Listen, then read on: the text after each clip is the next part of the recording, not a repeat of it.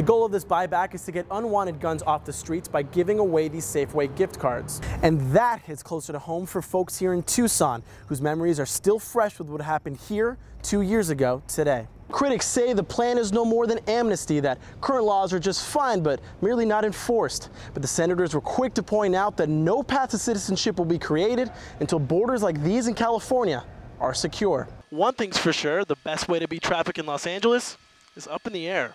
$250 million in cuts to the university would mean $150 extra in tuition for students, like those here at Cal State Northridge. So where does the city go from here in terms of fixing broken sidewalks like this one on Buena Vista Terrace, where the sidewalk is so busted, the city's even put up 2 signs warning people of the danger. This protest here at Pershing Square is just one of many going on simultaneously throughout the state.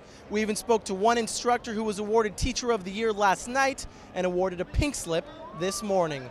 Sasha, Tucson residents will never forget what happened that day. City councilmen set up a program to try to prevent further gun violence, but as you'll see, not everyone approves of his methods. How many? Just one.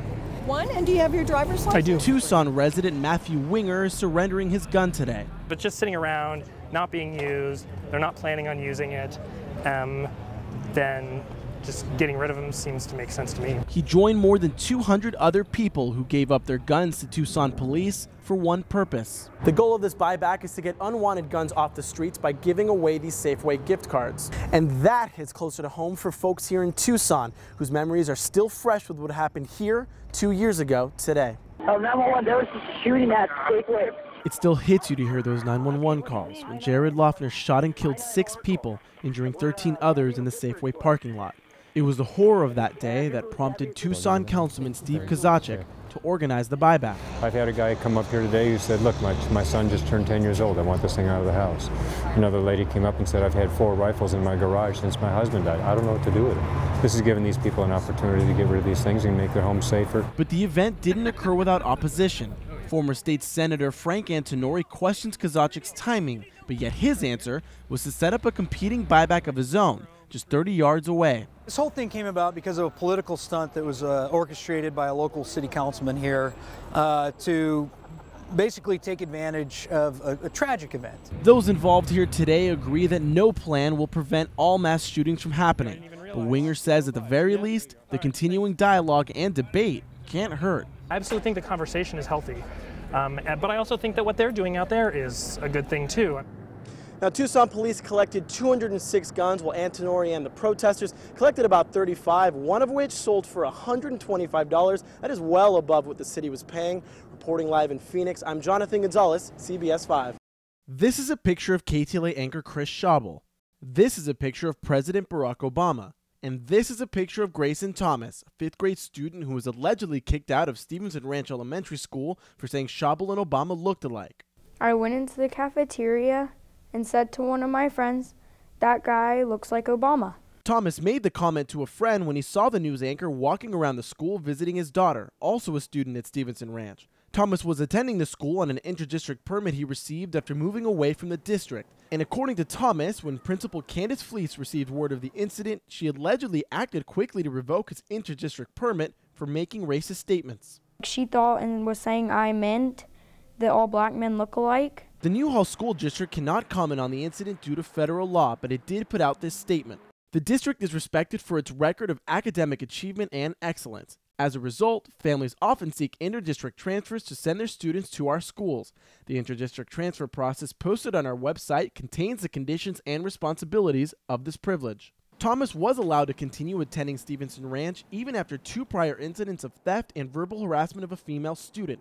This time around, it's unclear which condition of the inter-district transfer policy Grayson may have violated, but his father, Darren, says there's no record of any wrongdoing. I was listening by phone. My wife goes, well, wait a minute, this is going to be on his record? Oh, no, we're not putting this on his record now.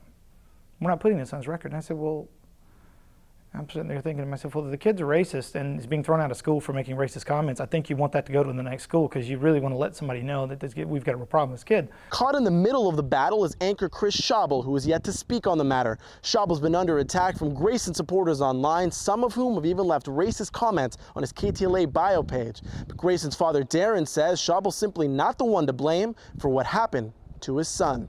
It just makes me sad. You know what? I mean, I understand people's fear in this, but to place it, and as I just said, to place it on him, this wasn't his fault. I mean, it'd be no more his fault than I really think that was even Grayson's fault. Grayson has since started at a different school, while Darren says he was told by Newhall School District Superintendent Mark Winger that Grayson will never get an apology. Apologize. I'll go away.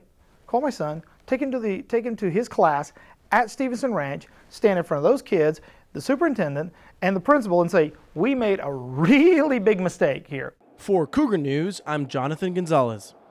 President Obama kicks off his second term with support for immigration reform proposed by this so-called Gang of 8 senators. I believe we are finally at a moment where comprehensive immigration reform is within our grasp. There are 4 major provisions. It would revamp current legal immigration laws, like attaching green cards to math and science degrees. It would penalize employers who hire undocumented workers and create a new guest worker program. But the most controversial aspect is an eventual path to citizenship for the nation's 11 million undocumented immigrants. Critics say the plan is no more than amnesty, that current laws are just fine but merely not enforced. But the senators were quick to point out that no path to citizenship will be created until borders like these in California are secure. I hope I never again in the future have to come back here and say, guess what, folks? We have another 5 million people that are here undocumented. Here in Los Angeles, immigration reform means keeping $106 billion of economic output in the county, where more than 1 million undocumented immigrants call home. But along with the financial benefits, Republicans weren't shy about why they say they need immigration reform to pass. The Republican Party is losing the support of our Hispanic citizens. Latinos aren't stupid. CSUN Chicano-Chicana Studies professor Gabriel Gutierrez says the GOP is missing the point. Senator Rubio, who comes from an ethnic national group that doesn't relate to Central Americans, to Guatemalans, to Mexicans, who are refugees from their own civil wars, but he comes from a group as a Cuban American that not only has the dry foot, wet foot policy, which are accepted, but then you get subsidized if you get here. As for when legislation will be passed, the senators are aiming to get reform on the president's desk sometime in the next 6 months. For Valley View News, I'm Jonathan Gonzalez.